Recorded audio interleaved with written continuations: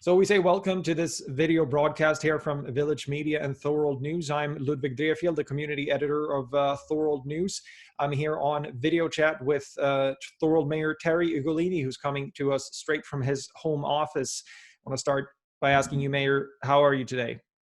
I'm fine, thanks, Ludwig. You know what? Every day is a new day and a new challenge, but we're getting through it, and everybody's working together. So. Certainly unprecedented times that we're facing now. And I want to start on a more personal note. How, we're a month and a half into this situation that has been shut down, basically the globe, maybe a little more, at least here in Canada. How has this time been for you and your family personally? Well, personally, I can tell, you know what, I compare it to, I use a sports comparison when people ask me, how are you doing or how's it been? And I tell them every day is like a playoff game. So if you've been involved in sports or you watch sports and you watch playoff games, you know the intensity levels ratcheted up. And so every day you have to be energized, prepared, and focused to deal with the ever-changing environment because it's changing every day before our eyes. And this job right now, it's always 24/7, but it's real 24/7 right now. It's a pedal to the metal. But I spend, our family's doing well. We're all healthy. That's important. My son and daughter don't live here. It's my wife and I. So unfortunately, we can't see them on a regular basis, but they do come by to get a nice dinner care package from my wife and pick it up on the front porch. And we keep our social distancing and say hi. And we really miss not having them over for supper. But we're doing what we have to do to get through this together. And yesterday, obviously, was a big day for City Council. It was the first virtual Zoom broadcasted council meeting. We're going to get into that in a bit. But first of all, I want to ask you, your community, Thorold, what are you hearing from people, residents, businesses here? How are people coping? How are people getting through this? Well, I want to start by saying that the community's really rallied and come together. And you've covered some of the things that have happened in the community because you're out there, you know what's going on. And I can tell you that we had 2 food drives and we had great volunteer efforts, and our counselors, Hanley, Sentence, and Decker really stepped up to the plate to help with the volunteers. And we had a local businessman who doesn't want his name attached to say in the background that was really behind the food drive and supplying all the food. And both of those food drives were amazing. We've had, we have 2 local businesses that are doing PPE and giving it free to the Niagara Health System. We have Matt Nault with Frontline First and with the face shields. And we have Marlene Hamilton, Heart Designs, and she's been involved with headbands and scrub caps with the buttons, so the healthcare workers can ease the pressure on their ears while they're doing because they're in the masks all day long. And again, that's been another initiative, and donating those to them as well as other hospitals.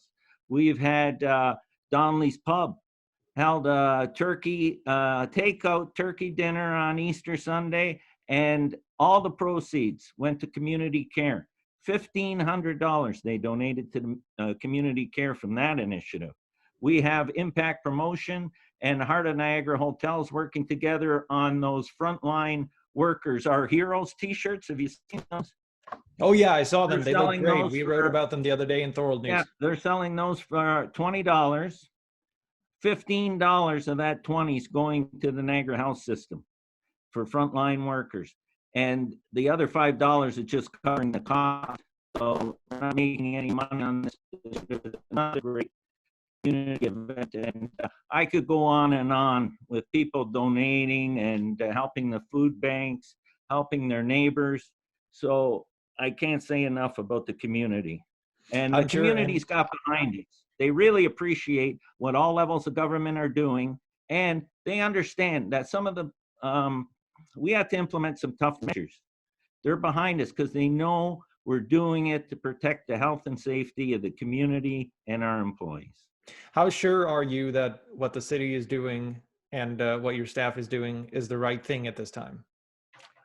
Well, I think it's the right thing based on, we just didn't haphazardly do things. We did this in conjunction with what we were recommended by the provincial, federal government, and the region, and the rest of the municipalities in Niagara, all banding together, one message, everybody doing the same thing, and we all are basically, if you go to every community, you'll see the same things implemented. So it's not just that one community is doing something, another community is doing something else. It's everybody is together and everybody is basically implementing the same measures. So, And we've heard a lot about regional initiatives as of late, as you mentioned, but here at home in Thorold, the city is facing a pretty tough, grim predicament. We heard in council yesterday, you're anticipating revenue loss of $300,000, and in response to that, you're making some pretty tough cuts to staffing and to mitigate the impact of this. First of all, what did you think when you saw this report from your staff outlining that you won't be able to hire any summer workers, you have to lay off casual staff, and so on? I mean, what's your thoughts on that? I don't think anybody's happy about that. You know, it hurts. Anytime that we're not hiring somebody or giving students an opportunity to work, or our casual workers, I take that personally. And so does the rest of council and staff. This isn't done like, you know, a lot of hard thought went into this. What I can say is I follow the recommendations of our senior staff. Our senior staff is doing an exceptional job of running the city and their departments. And they're constantly evaluating the situation, the landscape, and also while maintaining our core services that the community expects. And they constantly report to council. So that was the first report. We're going to see more reports come in the future.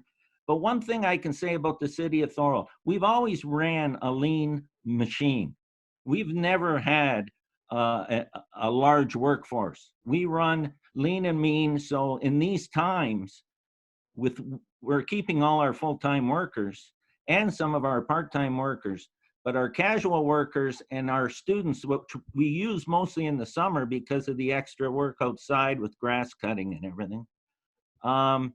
We're hoping that if we can get out of this, we'll still be able to hire some of them back. But if we can't, with the emergency services, what the province has mandated, and with our work with the unions, because we have a great relationship with our unions, we can redeploy workers from department to department. So if we need to get something done, we can take workers from another department, get the work done, and then move workers back and forth as necessary. And we think by doing this, we'll be able to maintain a level of service, because let's face it, we have to maintain our parks and our grass cutting, because you can go and say, we're not going to look after these things. It's going to cost you twice as much next year to bring these parks back to normal. You just can't let them run rampant. The second thing about that is health and safety reasons. We have to keep the grass cut. There's ticks issues, you know, and we have to maintain a certain level of service. The province has deemed that grass cutting is an essential service. So everything we do is well thought out. Staff is going to make recommendations. Believe me, we have great people looking after the city. And I do believe, as you've seen in that report, that they'll keep us focused. They'll keep us on track. Their recommendations, I believe, as a council, we should listen to them and implement what they recommend. And at the same time, you have people out working, filling in potholes. I noticed there were some other regular bylaw issues for council that you still had to deal with despite the pandemic. Might sound trivial, but I mean, how does that feel, dealing with regular city business when the entire world is in turmoil? And that, you know, that is an interesting question, because those are the things you still have to do. Let's be honest. We provide essential services for the city. Our essential services, and I can go on, like our operations group, water, sewer, roads, grass cutting, looking after the cemetery. Our planning and building services still have to do their work. There's projects that builders and developers are submitting because they want to be ready to go when the emergency orders lifted. So we're still doing our work to get those projects in place. Now, with the emergency orders, that have come down from the province. That's put an extra workload on our bylaw department because we have to implement those. So we're working 7 days a week in our bylaw department, and we work on 7 days a week on days, and then at night, the NRP handles the evening calls. And that's all well laid out on our website and Facebook page so that residents know at different times of day what's the best number to call. And your bylaw officers are out there and they're trying to keep a lookout for people who are not respecting the social distancing, among other things. That's a kind of a new area of responsibility for them. What are you hearing from your people on the streets there? We've had a few incidences where people, get a little snide, but not many. Most residents, you go up and you talk to them and they understand. And we try and be able to go up and talk to somebody, be cordial. And we find that in most cases, we've had no issues. There are some times, let's face it, it's like if you look at what's going on in the city, the majority of people, the large majority, are following all the recommendations, but you'll always get some that don't, and you have to make sure that they understand it's not just about you. It's what you do that's protecting the rest of the community, and that's why we have to look at it. It's not about I, it's about we, and it's about us. And I just spoke to your chief operating officer or chief executive officer, Manoj Dilwara, who said that with the aggressive cuts that you are making to staffing now or layoffs, there is no massive financial impact predicted, given that things do not progress beyond June 30th. But at the same time, the predictions seem quite unclear. We never really know what's in store for the next week. It seems the development has been extremely rapid. Meanwhile, here at home, you have some pretty significant things coming up for the city. The Front Street redoing that was set to commence and give the downtown a new vibrant look. And of course, the Canada Summer Games, we'll get there and see what we can figure out with that. But to start down on Front Street, what's the status there currently? So where we're at with that, and just so everybody's aware, that we did a pre-qualification on that project. So we sent it out for pre-qualification. It's such an important project, has to be coordinated because we're affecting businesses, right? It's not just go fix a street, but there's people's livelihoods at stake with this project. So what we've done, we did a pre-qualification that went out for a final submission, and it closes this Friday. Okay, and then at our next council meeting, which I think is May 5th, if I'm not mistaken, it was 2 weeks from yesterday, the bid will come to council for approval. That project can't start until the province lifts the emergency order and declares a project like that to be an essential service, and it comes off the non-essential list. We're confident that projects like that are going to be the first to be allowed to get back up and running because it's an outdoor project and it's an easy project to have social distancing on, as opposed to an indoor construction project. Now, we don't know that for sure, but all things are leaning towards whenever that emergency order is lifted or they shorten the list on non-essential to essential, that those type of projects will be the first type of projects that will be allowed to take place. That's what our hope is. That's our expectations. But again, that's up to the province to, they'll be the lead on that. But we're going to be ready to go. The businesses downtown want that project done this year because when everything gets back to normal, they don't want us to be starting to dig the street up again. Like this is the time to do a project like that. But again, that's going to depend on how the province deems those type of projects.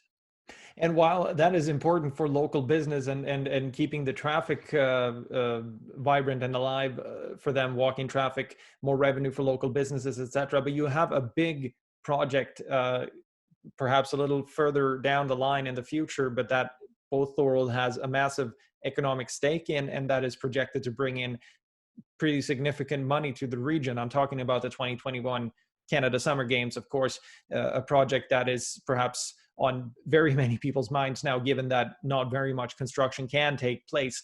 What is the latest that you've heard on the Canada Summer Games?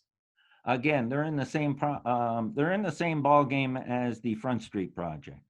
That project right now is currently shut down. But again, and again, this is my opinion. I have no concrete evidence, but my opinion is it's that type of project, once again, that'll be the first to be lifted because it's an outdoor project at this point. The building's still not erected. There's a lot of outdoor work that still needs to be done. So again, that'll be the province. What the province gives us the green light, and it'll be to the Canada Games group, then they'll be able to start construction again. Because you have to understand, that Canada Games project, our stake in that is the legacy facility. So we get involved and take over once the building's completed and the Canada Games are completed. And again, we are taking and hoping that the Canada Games take place when they're supposed to take place next summer, but no one can predict these things right now. I mean, we hope that everything's going to be back to normal a long time before that, but a lot remains to be seen. Certainly a lot of things up in the air today, Wednesday, April 22nd of 2020. So looking a bit further ahead, perhaps, I mean, because at some point, hopefully we'll be on the other side of this pandemic. And once we are at that point, local businesses, small businesses have a long journey ahead of them to get back to the financial situation and security that they perhaps were at right when this thing started. How is the city of Thorold going to help the local economy get back on its feet? So what we've already implemented some programs, and which was related to deferral of the interest on taxes, water sewer charges, those type of issues to help people through in the short term. And in the long term, right now, actually, as we speak, but in the long term, we're working with local businesses. And basically, we're the conduit between the business and upper levels of government to make sure if there's opportunities for them to get funding or there's programs available, that we make that connection. A lot of my time now spent with businesses calling me and me working through Vance's office or through Jeff Birch's office to try and connect them with programs that have been introduced or that might be coming down the road to help businesses. Now, certain businesses are affected more than others, and those are the type of businesses like restaurants, retail shops, hair salons. They're closed up, their employees aren't working. They're really impacted. There's other businesses as well. We've been fortunate in Thorold that a lot of our bigger businesses are still running, and but there's going to be a need out there to connect these people with any type of program available, and we will work with them. And we're currently in the process of hiring our economic development manager, whose first priority will be working with businesses and making sure as we move forward out of this pandemic that we're moving in the right direction and get the city back up and running on all cylinders.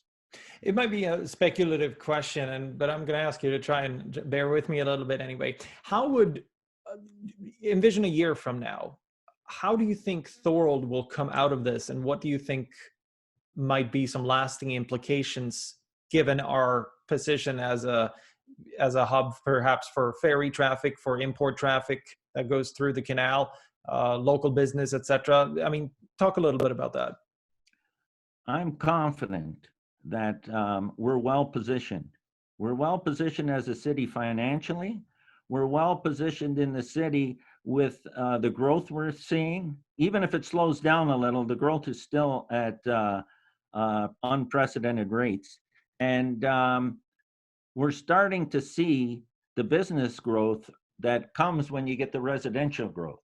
So I think we're poised to come out of this, but how quickly that happens remains to be seen, because the question on how long it's going to take to come out is how long is this going to last? The quicker we can get out of this, the quicker we can get back to normal. So I think that's the key aspect in all of this.